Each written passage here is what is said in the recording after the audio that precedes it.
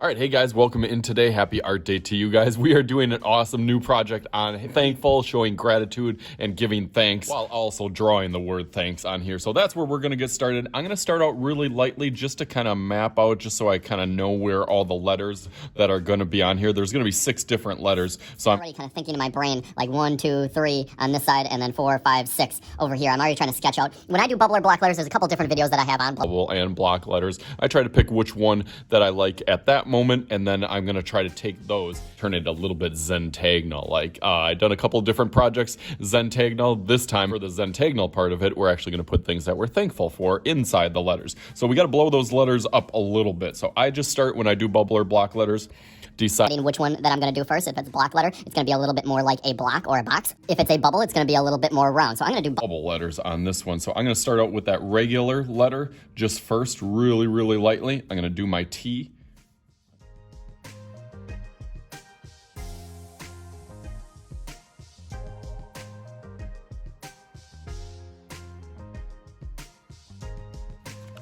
Okay, so that looks good on there. As you can see, the letters are really, really lightly on there. From there, I just kind of trace around it like a racetrack. So now I'll do it a little bit darker that I have a little bit of confidence. I can go around like a bubble. So I'm gonna make sure that each edge is nice and rounded.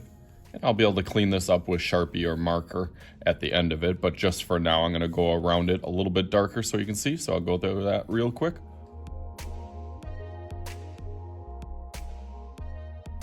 Okay, nice, that looks cool. You can go ahead and erase some of those first lines. Since you did them nice and light, it should be pretty easy to erase those. Just like, there we go, now they are erased. Now I can take my black marker. Sometimes I use my Expo markers or Sharpie markers. You use whatever that you want. For that, you can go around. I'm gonna try to go around a little bit bigger, so I'm actually gonna try to go on the outside of these just to kind of blow it up a little bit. With those bubble letters. Let's go through that real quick.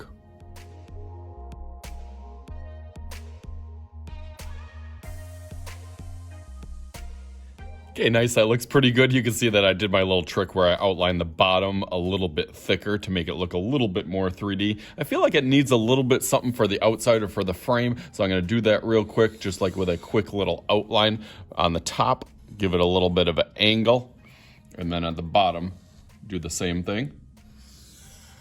There, I like how that's starting to look. And then I'm gonna think about what I'm gonna do for the inside. I will give you a little tip, and that is using pens for Zentangles. I love using pens for Zentangles. I really do like using the small Sharpies too, but they can get a little bit pricey. So I just keep a collection of kind of random pens that my students can use. So that can be used for the inside. So with Zentangles, you wanna start thinking about things that kind of represent you and things that you are thankful for inside of the letters. Some people kind of sneak it onto the outside also, but I'm gonna start with one for the A because I know I want art, and I'm definitely thankful for art. So that's what I'm going to start doing for this one, and then I'll go on to the other letters. I'll start thinking of things that kind of represent, or almost like clip art images of art that I could do in a simple way, just over and over and over in that letter in kind of a small, or almost like in a sectioned or patterned off area inside the letter, just to draw attention and draw focus to that. Go through that real quick.